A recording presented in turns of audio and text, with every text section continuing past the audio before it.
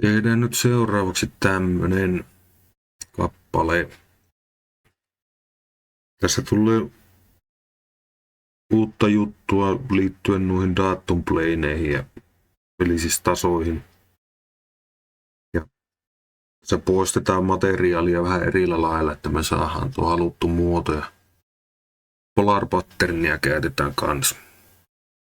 Me tämä ekana tehdään sille, että me tehdään tämä kasikulmio tämä 120 kehähalkasijalta ja pursotetaan se 55 milliä. Otetaanpa siitä. Eli uusi dokumentti ja uusi sketsi. XY-planelle. Ja täällä on näitä eri kulmioita, niin me otetaan tuo 8-kulmio oktagoni.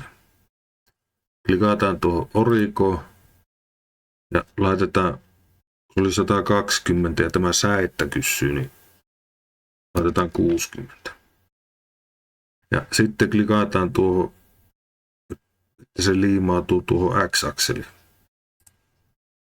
Se on nyt valmiiksi määritelty. Luetaan sketsi. Ja sketsi valittuna pursotetaan 55 milliä. Eli tämä mitta nyt. Klikataan OK. Sitten me tehdään tuo keskireikä. Eli siinä on 2 8-kulmiota sisäkkäin, niiden väli on 5 milliä ja uloimman 8-kulmion kehää alakasi on 60 milliä. Eli klikataan tuota päällypintaa. Noin. Ja luodaan uusi sketsi. Ja tehdään 2 kappaletta näitä 8-kulmioita.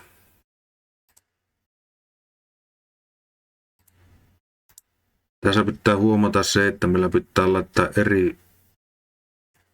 eri kohtaan tämä, eli aiemmin on tuo nurkkaan tuonne ylöspäin, niin nyt meillä on niin kuin tasopinta tuonne ylöspäin, tai tuo viiva. Eli nyt laitetaan ensinnä tämä vaakatasso, eli valitaan tuo viiva ja tuosta klikataan. Siihen tulee nyt tuo merkki. Sitten me klikataan tuota viivaa ja tätä viivaa. Laitetaan ne yhdensuuntaiseksi. Ja sitten oli se 5 milliä näiden väliin. Ja tuo kehä halakasia oli 60 milliä.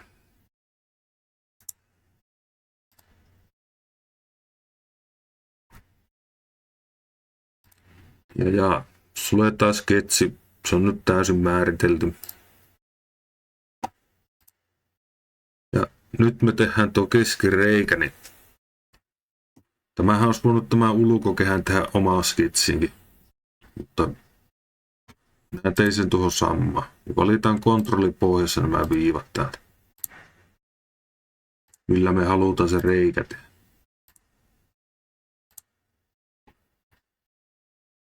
Pocket. Ja tuosta valitaan sitten type kohdalta to first. Eli se vettää tuohon ensimmäiseen tasopintaan asti. Ja OK. Sitten me laitetaan tuosta tuo sketsi näköiselle. Ja me voitaisiin laittaa tuohi sketsi näköiselle tuolta jo. Ja säädetään vähän sen näiden verteksipisteiden kokoa. Eli klikataan tuo body tuosta aktiiviseksi ja laitetaan point size täältä 6. Sama homma tälle sketsille, eli tämän pocketin sketsille. Laitetaan siihen kanssa 6.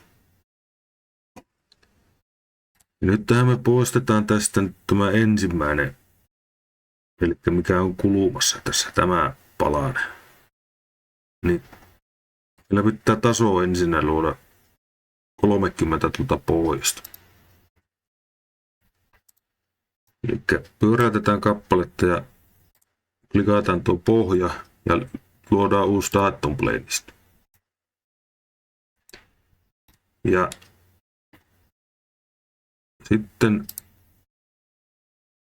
tuosta just Z-suuntaan lähdetään kliksuttelemaan, niin hoksitaan, että se menee plussa menee alaspäin. Me laitetaan -30. Me saadaan tuonne oikeaan suuntaan, eli tuo mitta.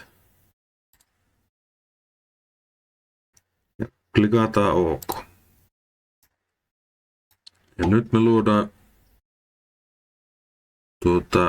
uusi sketsi tähän. Eli se mitä me nyt tehdään, niin me halutaan tuohon yksi nurkkapiste. Että me saadaan siihen sketsi kun tuo tasopinta ja sitä kautta sitten sketsit siihen tehtyä, millä leikataan sitä materiaalia. Tosiaan nyt tuo aktiivisena luodaan uusi sketsi. Pyöräytetään vähän tuota kappaletta. Ja otetaan tämä external projektio ja klikataan tuosta.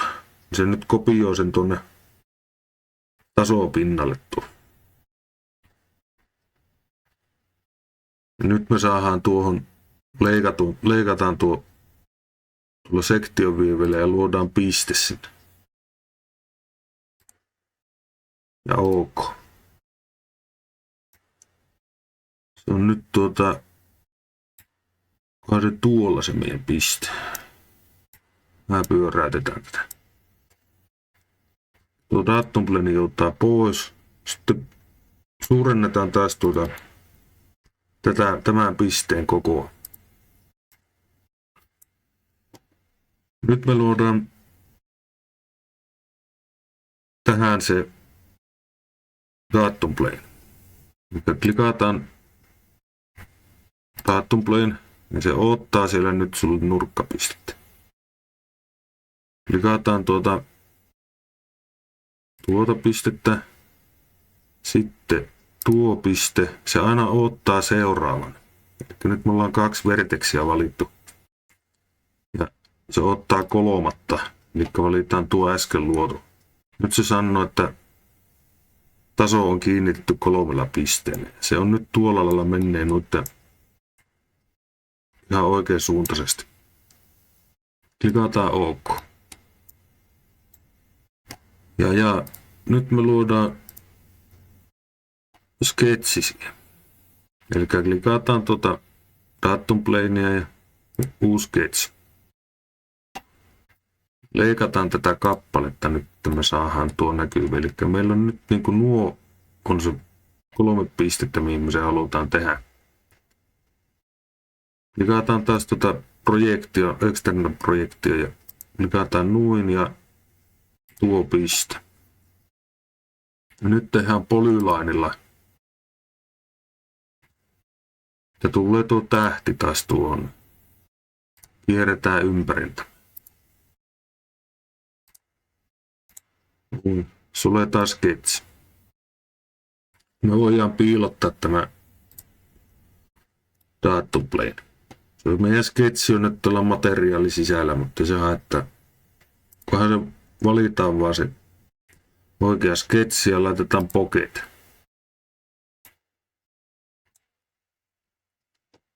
Niin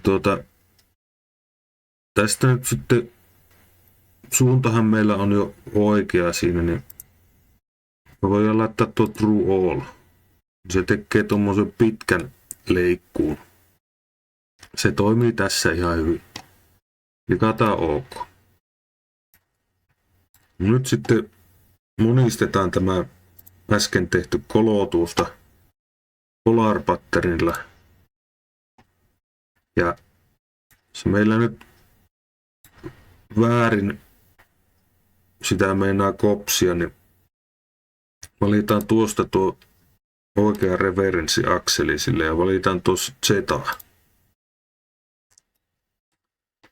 Ja laitetaan tuohon 8. Ja nyt se poistaa se oikea siitä. Klikataan OK.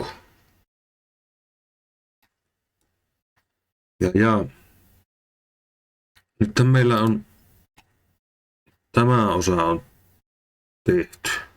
Ja nyt meillä pitää tämä väliosa tehdä. Samalla lailla jatketaan, eli me tehdään nyt, meillä on valmiina ja nurkkapisteet täällä. Ja me tehdään tuohon plane nyt. Eli taatun plane.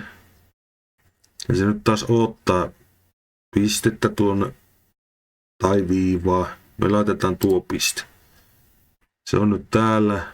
Se ottaa seuraavaa. Eli klikataan tuota ja klikataan tuota. Nyt siellä meillä on ihan oikean suuntaisesti tuo. Laitetaan OK. Nyt sitten luodaan sketsi. Ja leikataan tätä. Ja nythän meillä on tuossa tuo, mitä meillä pitää leikata. Otetaan tuo external projektio ja otetaan tuo piste tuolta ja tuo viiva. Ja polylinella otetaan noin, noin ja noin. Suljetaan sketsi. Piilotetaan tuo datum plane. Se on taas piilossa meillä se sketsi, mutta ei se haittaa, kunhan tuosta valitteeseen. Otetaan pocket. Kun me sitä poistetaan tuota materiaalia, niin sehän nyt lähtee vähän niin kuin väärään suuntaan. Se niin kuin tason normaali suunta, eli se tämä suunta, mihin se yrittää, niin se on sen tason oma z-akseli. Me halutaan se ylöspäin. Niin. Valitaan tuosta direktio etke, niin select reference ja valitaan tuo viiva. Ja nyt se lähtee väärään suuntaan sitä poistamaan. Eli me laitetaan vielä reverse tuosta. Nyt se menee oikeaan suuntaan. Laitetaan vaikka tuo true all. Se on ihan hyvä. Ja se nyt tekee taas tommosen mahdottoman pitkän poiston, mutta ei se haittaa tässä. Katsotaan, että se lähtee oikein. Kyllä se näyttäisi olevan. Klikataan OK. Sehän meni ihan hyvin. Sitten kopioidaan taas tämä ympäri tuo äsken tehty poketti. Valitaan se poketti ja polar pattern. Ja taas yrittää väärästä kohti sitä kopioida, niin otetaan referenssiksi nyt tuo z-akseli taas. Ja laitetaan 8 tuo. Kyllä se ihan hyvältä näyttää. OK. Ja siinähän se nyt olisi. Ja voidaan tästä nyt piilotella nuo sketsit. Niitä me ei tarvita.